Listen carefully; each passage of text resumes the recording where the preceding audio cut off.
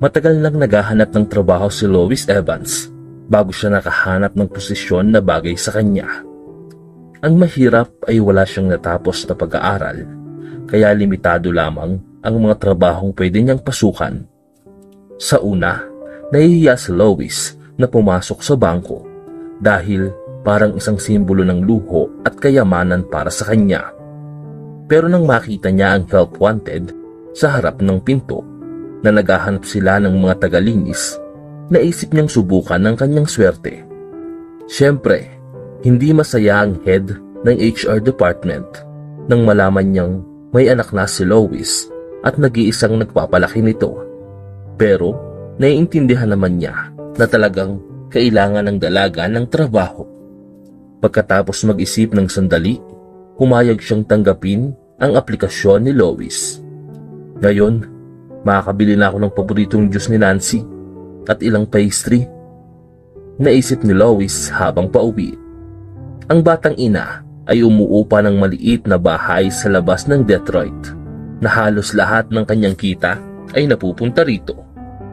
Sa kabutihang palad, ang may-ari ng bahay ay nakatira sa tabi at hindi nagreklamo sa pag-aalaga kay Nancy habang si Lois ay naghahanap ng trabaho mula sa isang kumpanya patungo sa iba. Si Ginang Martin ay isang mabait at sweet na matandang babae na sa kabila ng kanyang edad ay palaging nagtatangkang tumulong sa kabataang nasa hirap.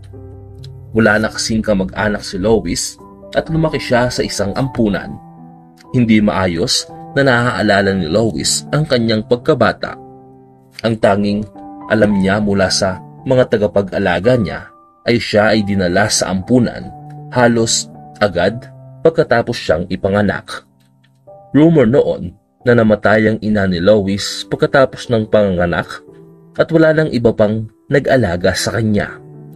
Hindi kailanman nakilala ni Lois ang kanyang tunay na ama at tanging haka-haka lamang ang alam niya tungkol sa kanya. Parang sinusundan ko ang yapak ng aking ina, naisip ni Lois, puno ng luha sa kanyang mga mata. Hindi niya maintindihan kung bakit siya iniwan ng kanyang kasintahan ilang sandali lang bago ipanganak ang kanilang anak. Malamang na masama lang ang ugali ni Glenn Stewart at natakot siya sa responsibilidad. Naisipan niyang ilayo ang sarili mula sa ganoong pasanin. Pero ngayon na nakakuha na ng trabaho si Lois, may pag-asa na naman sa kanyang buhay. Hindi siya natatakot magtrabaho ng mabigat at handang magpagod para makamit ang kanyang pangarap. Sa kanyang unang araw sa trabaho, laking gulat ni Lois dahil hindi maganda ang pakikitungo sa kanya ng mga empleyado ng bangko. Parang hinahamak nila ang bagong tagalinis dahil sa tingin nila ay sinasayang niya ang kanyang kabataan sa mababang bayad na trabaho.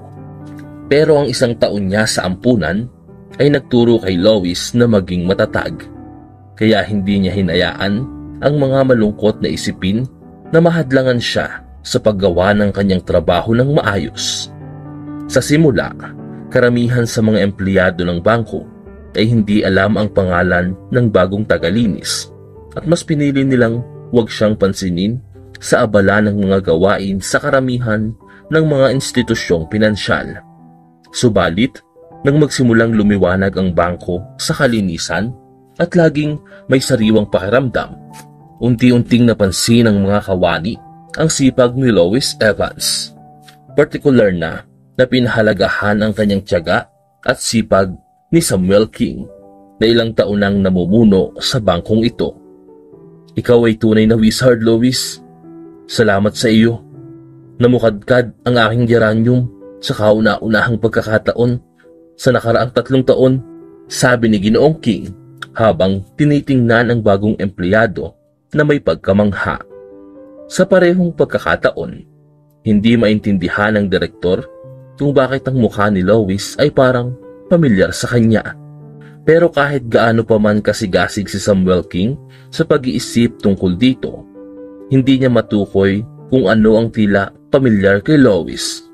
Kaya't tinanggal ang mga abalang sa loobin. isinara ng direktor ang opisina at nagmadaling umuwi, kung saan ang kanyang batang asawa ay sabik na naghihintay sa kanyang pagbabalik. Nagkakilala sina Samuel at Kate 3 taon na ang nakakaraan, at sa kabila ng halos 30 taong agwat ng edad, nagpasya silang magpakasal sa loob lamang ng 1 buwan. Dahil sa ganda ng kanyang batang asawa, tila natagpuan ni Samuel King ang tunay na kaligayahan na kanyang pinapangarap sa loob ng maraming taon na pagiging binata. Siyempre, marami sa mga kakilala ng banker ang tahasang nagbigay ng kanilang mga alalahanin. Sinasabing nagpakasal lamang ang batang babae dahil sa pera niya. Pero bulag sa pag-ibig, pinili ng lalaki na maniwala na ang mga pahayag na iyon ay mga haka-hakang nagmumula sa mga taong naiinggit at hindi kasing tagumpay sa buhay.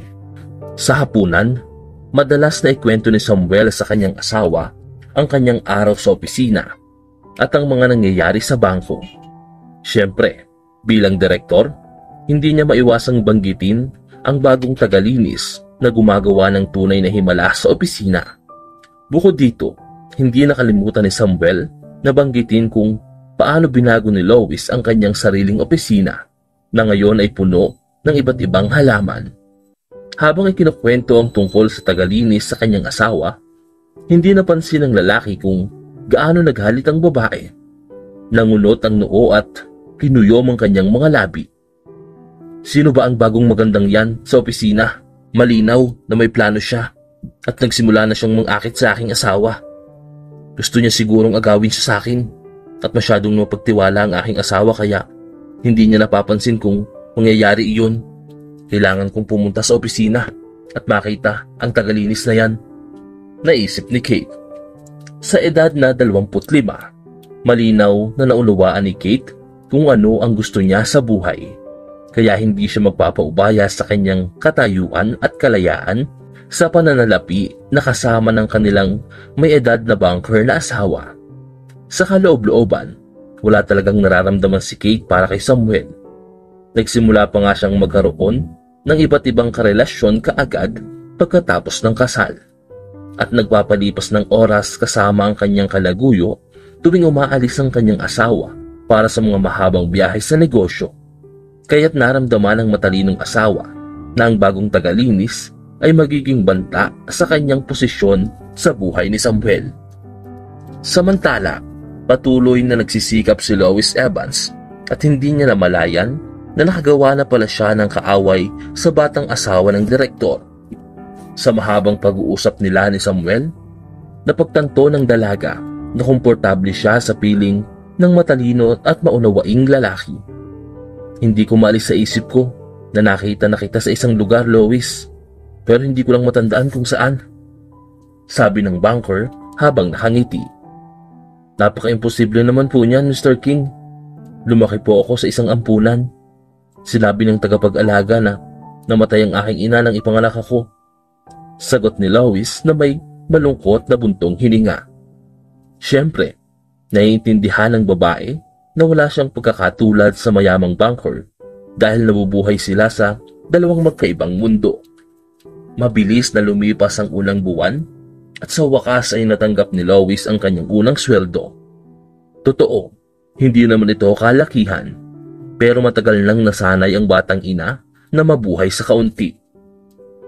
Gayunpaman, nag-ayos pa rin si Lois ng isang maliit na pagdiriwang para sa kanyang anak at binilhan niya ito ng fruit juice, pati na rin iba't ibang mga pagkain na paborito ng mga bata na kasing edad niya. Tinitingnan ang masayang mukha ni Nancy. Lihim na pinahid ni Lois ang kanyang mga luha na sa unang pagkakataon sa loob ng maraming buwan ay luha ng kaligayahan sa halip na kawalang pag-asa. Sa kasamaang palad, wala siyang ideya na sa susunod na umaga, magbabago muli ang kanyang buhay at magkakaroon siya ng bagong set ng mga problema na magiging mahirap lutasin. Nagsimula ang lahat ng matakot si Samuel King nang malaman niyang nawawala ang ilang mahalagang dokumento mula sa kanyang safe. Bukod dito, hindi naman ito nabuksan ng puwersa na nagmungkahi na ito ay isang gawain mula sa loob. Siyempre, nagtitiwala si Samuel sa kanyang mga empleyado at ayaw niyang magmadali sa anumang konklusyon. Ang katotohanan ay halos lahat ng kawani ay matagumpay na nagtutulungan sa loob ng mahigit 1 taon, kaya't hindi maisip ni Direktor na isa sa kanila ang maaaring maging salarin. Sa kanyang ikinagulat, si Kate, ang kanyang asawa, ang tumulong kay Samuel na makahanap ng mga palatandaan at misteryosong magnanakaw. Dapat mong tingnan ng mabuti ang tagalinis na yan, mahal. Hindi mo maitatanggi na nawala ang mga dokumento halos kaagad pagkatapos niyang magtrabaho. Bukod dito, madalas siyang nasa opisina mo. Sabi ni Kate, itinatago ang isang ngisi sa sulok ng kanyang mga labi. Siyempre, hindi makapaniwala si Samuel King na si Lois ang nagnakaw ng mga dokumento. Pero sa kabilang banda, sulit pa rin na imbestigahan.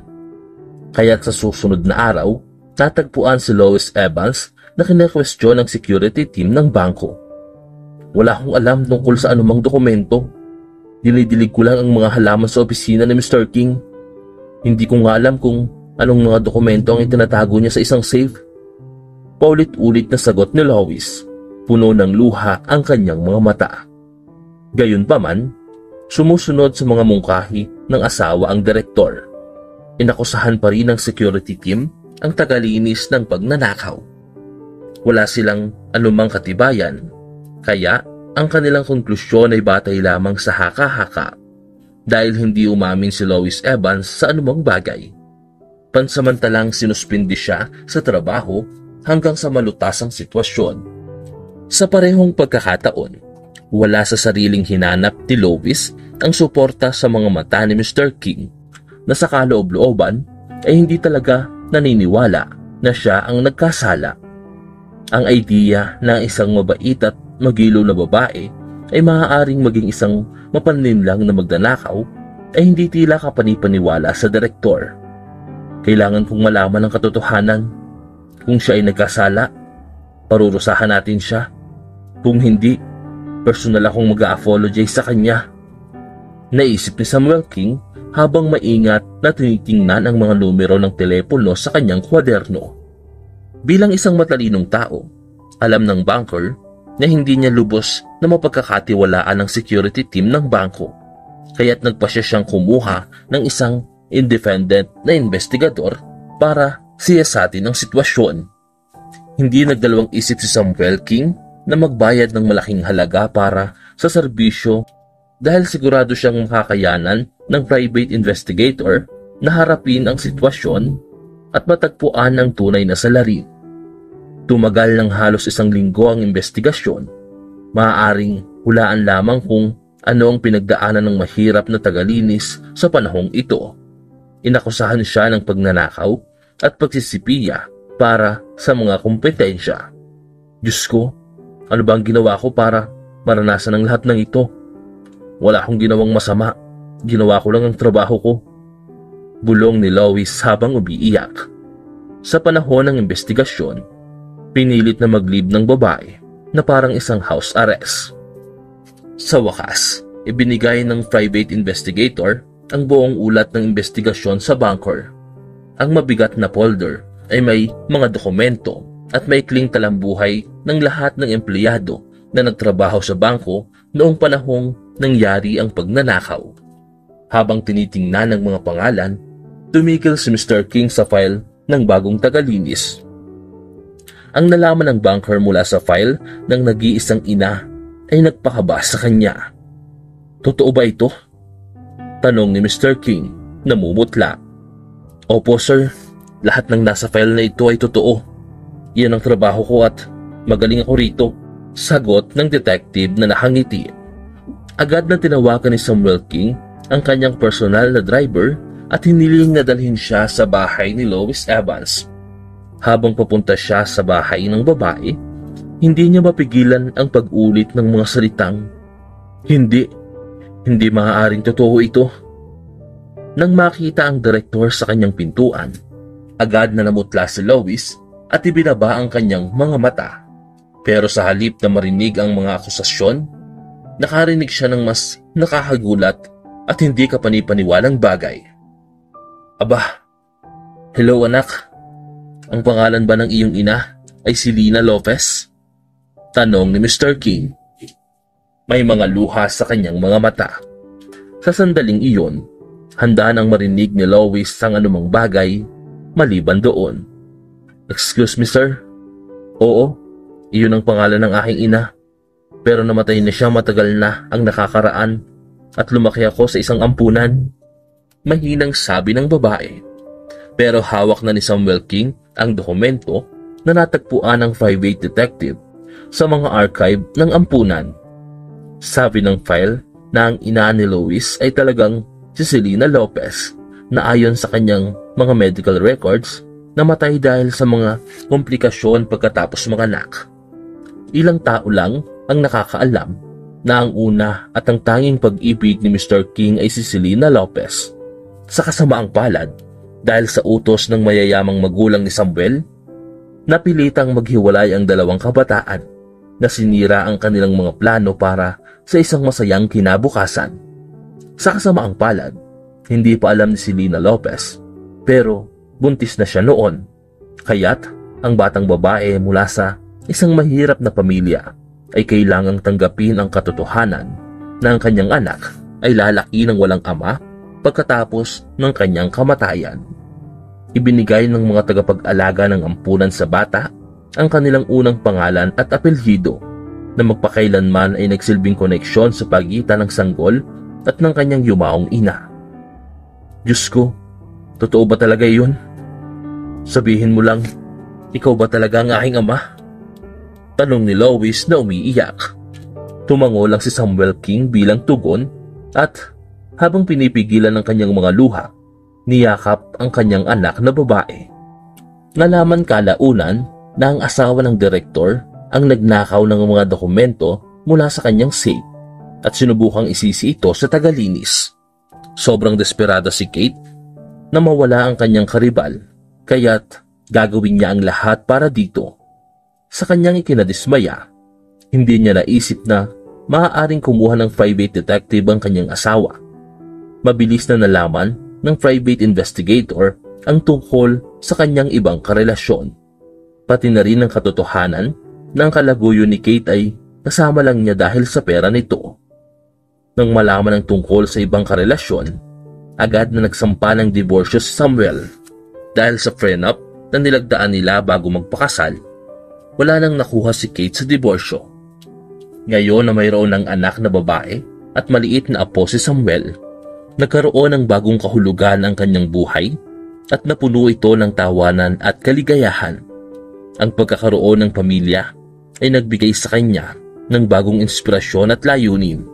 At unti-unti, ang mga sugat ng nakaraan ay unti-unting naghilom. Si Lois bilang kanyang anak ay naging bahagi ng kanyang buhay na labis na pinahalagahan. At ang kanilang ugnayan ay nagbigay ng liwanag at saya sa kanyang araw-araw. Sa bawat ngiti ng kanyang apo, muling nahanap ni Samuel ang kasiyahan at pagmamahal na kanyang pinapangarap. Ang mga simpleng sandali kasama ang kanyang pamilya ay nagbigay ng kaligayahan na hindi niya akalain na magiging posible. At sa wakas, natutunan niyang yakapin ang bagong simula na puno ng pag-asa at pagmamahal.